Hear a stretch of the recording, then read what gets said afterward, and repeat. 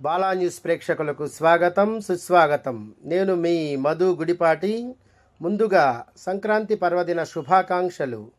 త్రిపురాంతకం దగ్గులవారి వీధిలో వేంచేసినటువంటి శ్రీ కోదండ రామాలయంలో ధనుర్మాస ఉత్సవాల్లో భాగంగా గోదా కళ్యాణ మహోత్సవం కనుల పండుగగా జరిగింది. తదుపరి అమ్మవారికి పెద్ద సంఖ్యలో భక్తులందరూ చీర సారే సమర్పించారు. ఈ మాసంలో నెల రోజులు గోదా అమ్మవారికి తెల్లవారుజామునే మహిళా భక్తులందరూ దేవాలయానికి విచ్చేసి అమ్మవారికి భజనలు, సంకీర్తనలు, స్తోత్ర పారాయణలు ఎంతో భక్తి శ్రద్ధలతో చేయుచూ ఉంటారు. అలాగే ఈ యొక్క దేవాలయానికి ఎంతో ప్రత్యేకత ఉంది. హైందవ సనాతన ధర్మాన్ని, సాంప్రదాయాలను పాటించడంలో శ్రీ కోదండరామ సేవా సమితి వారు ఎప్పుడూ ముందుంటారు. జై శ్రీరామ్, జై జై శ్రీరామ్. సర్వే జనా సుఖినో భవంతు, లోకా సమస్త సుఖినో భవంతు. పూజలు, వ్రతాలు, దీక్షలతో కార్తీక మాసం ముగిసింది. ఇక మరో భక్తియుత మాసం మార్గశిర మాసం మొదలైంది. మళ్ళీ ధనుర్మాసం ఏంటి? ఈ మాసంలో తిరుప్పావయని, పాసురాలని వింటుంటాం. ఇంతకు ఇవేంటి? ఆండాలమ్మ అని, గోదాదేవి అని అంటుంటారు కదా. అసలు ఈ అమ్మవారు ఎవరు? ఎక్కడ వెలిశారు? ఈ అమ్మవారికి ధనుర్మాసానికి ఉన్న సంబంధం ఏంటి? ధనుర్మాసం ఎప్పుడు మొదలవుతుంది? ఈ ధనుర్మాస వ్రతాన్ని ఎలా చేసుకోవాలి? ఈ వ్రత నియమాలేంటో ఇప్పుడు తెలుసుకుందాం. మార్గశిరం అంటే మార్గాల్లో శ్రేష్టమైనదని అర్థం. మాసాలలో మాసశిరాన్ని నేనేనని శ్రీ మహావిష్ణువు స్వయంగా చెప్పారట. ఇంత గొప్పది ఈ మార్గశిర మాసం.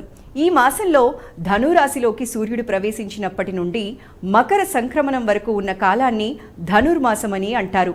శ్రీ మహావిష్ణువుకు అత్యంత ప్రీతికరమైన మాసం ఇది. ఈ మాసమంతా విష్ణు పారాయణలతో మారుమ్రోగిపోతుంది. ఈ మాసంలో విష్ణు సహస్రనామం చదివి నారాయణ నామం పలికిన వారిపై ఆ స్వామి దయా కృపా కటాక్షాలు ఉంటాయని భక్తుల నమ్మకం. ఇక సుబ్రహ్మణ్య స్వామి, కాలభైరవుడు, దత్తాత్రేయుల వారితో పాటు భగవద్గీత అవతరించింది కూడా ఈ మాసంలోనే కావటం విశేషం. ధనుర్మాసంలో శ్రీకృష్ణ ఆరాధన విశేషంగా చేస్తారు. ఈ మాసాన్ని కృష్ణతత్వానికి ప్రతీకగా చెప్తుంటారు పెద్దలు. ఈ మాసంలో శ్రీకృష్ణుడికి తులసి దళాలతో పూజ చేయటం వలన దారిద్ర్యం పోయి అష్టైశ్వర్యాలను పొందుతారని పెద్దల మాట. ఇదే మాసంలో 108 దివ్య దేశాలలో మొట్టమొదటిదైన శ్రీరంగనాథ స్వామి కొలువు తీరిన పరమ పవిత్ర క్షేత్రమైన శ్రీరంగం వెళ్ళి స్వామిని దర్శించిన వారికి పవిత్రత చేకూరి కోరిన కోర్కెలు తీరటంతో పాటు సర్వ పాపాలు హరించబడి మోక్షం కలుగుతుందని భక్తుల విశ్వాసం. ఈ ధనుర్మాసం ఈ సంవత్సరం డిసెంబర్ నెల 17వ తారీఖున మొదలై జనవరి 14 భోగి పండుగ వరకు ఉంటుంది. అసలు ఈ గోదాదేవి అమ్మవారు ఎవరు? ఈ వ్రతంలో ప్రధానంగా విశిష్ట పూజలు అందుకునేది గోదాదేవి అమ్మవారు. ఆవిడే మన ఆండాల్ తల్లి. ఆ అమ్మవారి మహిమలు చెప్పాలంటే ఎంత చెప్పినా తక్కువే. శ్రీ మహావిష్ణువుకి ప్రియభక్తుడైన విష్ణుచిత్తుల వారికి ఉన్న గొప్ప వరం చేత స్వయంగా ఆయన తులసివనంలో పాదులు తీస్తుండగా మహాలక్ష్మి అమ్మవారు ఒక బాలిక రూపంలో విష్ణుచిత్తుల వారి తులసివనంలో అవతరించారు. ఆ బాలికకు గోదయ్య అనే పేరు పెట్టి అల్లారు ముద్దుగా పెంచుకున్నారు. గోదయ్య అంటే తమిళంలో పూలమాల అని అర్థమట. గోదాదేవికి చిన్న వయసు నుండి కనులు మూసినా తెరిచినా నల్లని రూపం కనిపించేదట. యుక్త వయసు వచ్చిన తరువాత రంగనాథ స్వామి కోసం పరితపించేదట. అమ్మవారు రంగనాథ స్వామిని తన భర్తగా భావించేవారట. విష్ణుచిత్తుల వారు ప్రతిరోజు భక్తి శ్రద్ధలతో శ్రీకృష్ణుడికి తులసిమాలను సమర్పించేవారట. ఈ మాలను కూర్చే పని అమ్మవారికి అప్పచెప్పేవారు.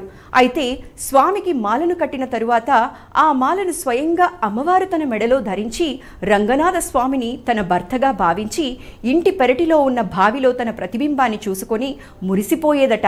ఆ విధంగా తాను వేసుకున్న ఆ మాలనే తండ్రికిచ్చి పంపేది. ఇదే మాలను తెలియక విష్ణుచిత్తుల వారు స్వామివారికి సమర్పించేవారట. విష్ణుచిత్తుల వారు పూలమాల సమర్పించే క్రమంలో ఒకనాడు ఆ మాలకి ఉన్న గోదాదేవి వెంట్రుకలు చూసి అపవిత్రంగా భావించి బాధతో స్వామికి ఆ మాలను సమర్పించకుండా ఆగిపోయారట. రోజు ఇలానే జరుగుతుండగా ఒకరోజు విష్ణుచిత్తుల వారు ఎందుకు ఇలా అవుతుందని గమనించగా గోదా అమ్మవారు మాలను కట్టాక ఆ మాలను ఆవిడ ధరించి చూసి మురిసిపోవడం గమనించారు. వెంటనే అమ్మవారిని వారించి స్వామికి సమర్పించాల్సిన మాలను ఇలా నువ్వు ధరించటం తప్పు అని చెప్పి ఆ రోజు స్వామికి వేరే మాలను సమర్పించారట. కానీ ఎన్నిసార్లు స్వామి మెడలో మాల వేసినా అది నిలవక జారిపోయేదట. ఆ రోజంతా విష్ణుచిత్తుల వారు కన్నీరు కారుస్తూ ఎందుకిలా జరిగిందో తెలియక బాధతో నిద్రపోయారట. అదే రాత్రి స్వామివారు కలలోకొచ్చి, నీ ఇంట ఉన్నది ఎవరో కాదు, స్వయాన శ్రీ మహాలక్ష్మి అమ్మవారు. నీ కోరిక మేరకు మీ ఇంట వెలసింది. ఆవిడ మెడలో ధరించిన ఆ మాలలు నాకెంతో ప్రీతికరమని, అవే తనకు సమర్పించాలని ఆదేశించారట. దీంతో విష్ణుచిత్తుల వారు, నా ఇంట వెలసింది శ్రీ మహాలక్ష్మి అమ్మవారా, ఎంత భాగ్యమని పొంగిపోయి ఆనంద భాష్పాలు పెట్టుకున్నారట. ఈ అమ్మవారికి ధనుర్మాసానికి ఉన్న సంబంధం ఏంటి? ఈ విషయం తెలుసుకోవాలంటే గోదాదేవి రంగనాథ స్వామిని పొందటానికై స్వయంగా ఈ ధనుర్మాస వ్రతాన్ని ఆచరించారు. ఉదయాన్నే లేచి స్నేహితులందరితో కలిసి నదీ స్నానానికి వెళ్లేవారట. ఆ తరువాత ఇంటి ముందు ముగ్గులు వేసుకొని గొబ్బెమ్మలు పెట్టేవారట. ఆ అమ్మవారు ప్రతిరోజు వ్రతం గురించి, వ్రత నియమాల గురించి, ఈ మాస విశిష్టత గురించి, స్వామి గొప్పతనం గురించి 30 పాసురాలుగా చెప్పబడినదే మన తిరుప్పావై. ఇది తమిళ భాషలో ఉంటుంది. అమ్మవారు ఈ వ్రతాన్ని ఆచరించాక ఒకనాడు కలలో రంగనాథ స్వామి కనిపించి భోగి రోజున శ్రీరంగంలో తనను కళ్యాణం ఆడుతానని చెప్పారట. ఇదే విషయం విష్ణుచిత్తుల వారికి కూడా స్వప్నంలో స్వామి కనిపించి అమ్మవారిని వివాహమాడుతానని,